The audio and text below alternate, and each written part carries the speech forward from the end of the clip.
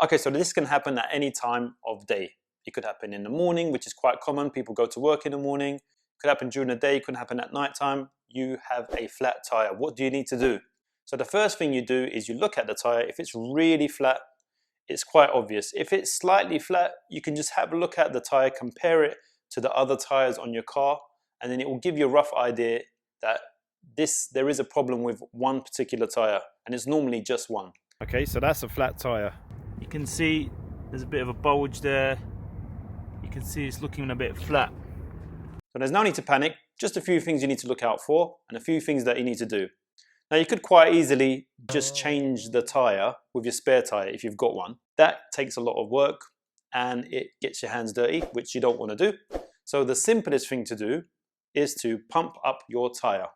Now it would help to have a tire pump. If you don't have one, you're going to have to change your tire or ask someone to bring their tire pump over and pump your tire up. If you do have a tire pump, this is what you need to do. I've got myself one of these. This is a Black & Decker tire pump, automated. It's got a digital display, which makes it a lot easier when you're going to put in the tire pressure that is required for your car. So let's have a look at how we're going to use this. Okay, so just spin this one around. You've got your cigarette lighter cable, the plug that goes in. All right, so we'll just take that off. Now you're going to need to put this in your cigarette lighter. Every car's got one. In my case, I've got a couple to choose from. Got one here. This is used for my phone. So I'll take that out and put it in. Make sure it's pushed in snugly. Yeah, otherwise it won't make a good connection. Okay, now looking at the display port, the LCD display showing 0. That's your setting on PSI. Actually, before you do that, you need to see what should your tire pressures be. Okay, so let's find out. Right, my car on the B post got a sticker, and that sticker will show me the tire pressures. It says here it's 35. On some cars, it is on the actual driver's door. There's normally a sticker somewhere here. So we're back at the display. You can see it's on 0 on PSI. So we need 35. So we'll press the plus button. There's a plus button here. There's a button that changes it from PSI to bar, which is quite common as well. And then there's a minus button. So I'll pump it up to 35. That's the optimum tire pressure. And then there's a switch here. If you push up, it's for tires, for the tire pump to start working. If you push down, that's actually to pump up a inflatable swimming pool. But we're not going to be doing that right now.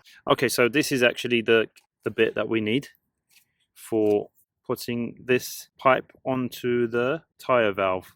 Okay, and there's a clip here that needs to latch on. So you need to undo this clip and then we'll put it onto the tire valve. Okay, so this is the tire valve. It's got a cap on it. It's a dust protection cap. You just remove that. Get the pipe from the pump, which is open. The valve's open. You push it in and then you probably hear a little hissing and then clip it down. So that's secure now. You don't need to worry about that. So obviously that's caused the problem, that nail. It's made it go down from 35 to 11.5.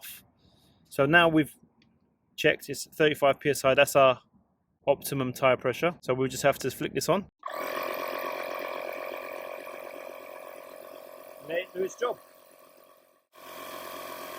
I don't want to take away the charge from the battery, so I like to start the car up. So that's what I'm going to do right now. Now that the car's running, we can carry on with the pumping.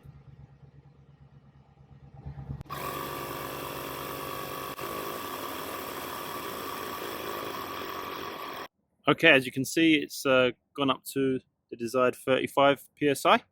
So now we just pack it all up.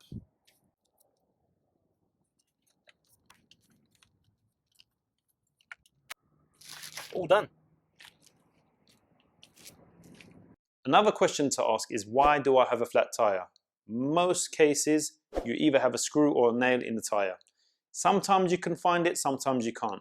There's not much you can do about it. Even if you do see the nail or the screw, just leave it in there and pump your tire up. So what I like to do is to have a look around the tire to see, can I find a nail or something that caused the problem? In this case, I did notice that there is a screw. Actually, if you look here, zoom in there, there you go. There is actually a screw there. So this is a screw that needs to be removed and repaired, because the tyre tread is fine on this. It's a fairly new tyre.